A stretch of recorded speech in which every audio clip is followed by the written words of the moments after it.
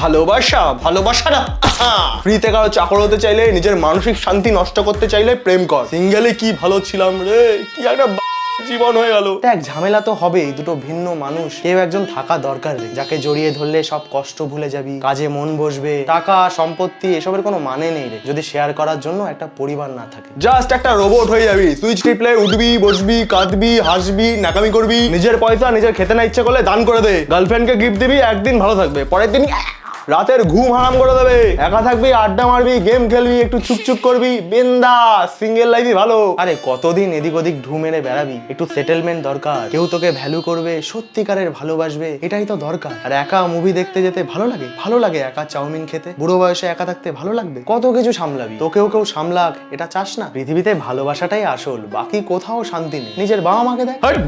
অত order follow করতে চাইলে, সব চেষ্টা করেও কথা শুনতে চাইলে আইটিতে চাকরি কর, প্রেম করিস না।